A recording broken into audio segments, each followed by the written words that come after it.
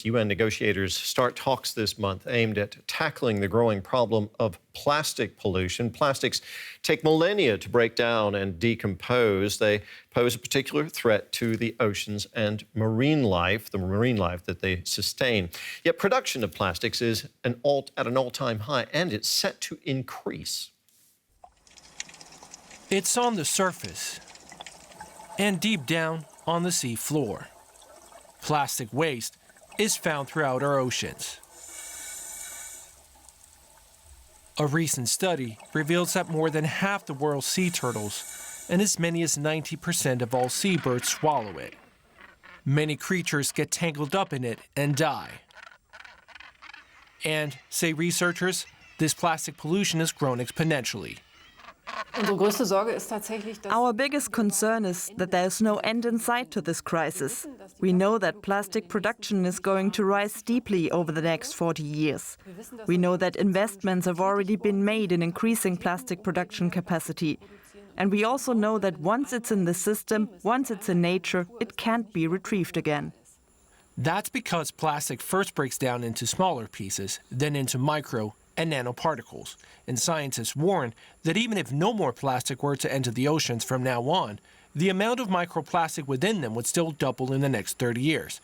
Many countries still have insufficient waste management systems, and it needs to be a priority for politicians. Production volumes need to be limited. Plastic must be used in ways where it is as durable as possible, and it needs to be reused as much as possible.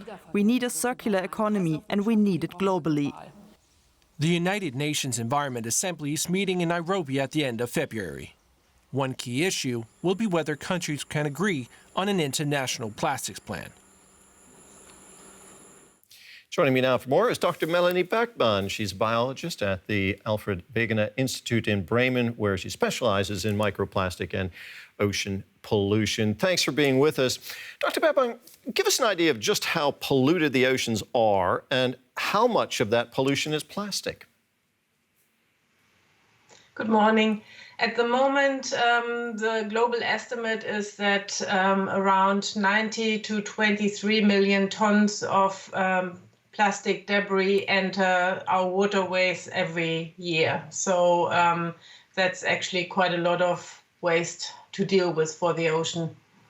It sounds like it. Of course, it's very difficult to understand it in relationship to the size of the oceans. But plastic pollution is clearly a big part of the problem with pollution in the oceans. What impact is it having on ocean life and our ecosystem? Well, it's difficult to answer at the moment, but it looks as if parts of the Mediterranean and in parts of the Yellow Sea and also in Arctic sea ice, the concentrations of microplastics are actually so high that we may have crossed already dangerous thresholds levels for the species that live there.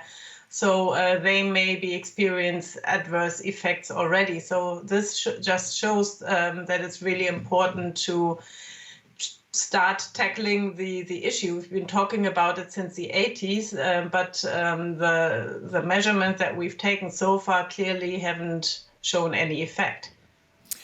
World leaders are due to step up efforts to finalize a wide-ranging and legally binding UN treaty next month. That treaty is supposed to protect sea life and tackle the impact of pollution. What do you think should be in that treaty, and how much do you think will actually be achieved with the treaty? I think the treaty should have limits for every country to actually limit the production of plastic, because the more plastic we produce, the more of it will enter the environment too.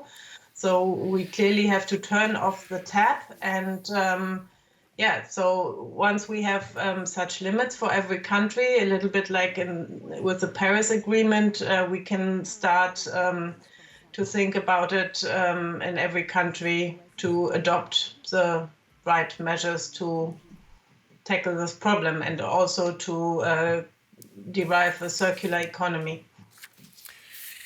Dr. Beckmann, thank you very much. That was Melanie Beckmann, a biologist at the Alfred Wegener Institute in Bremerhaven. Thank you.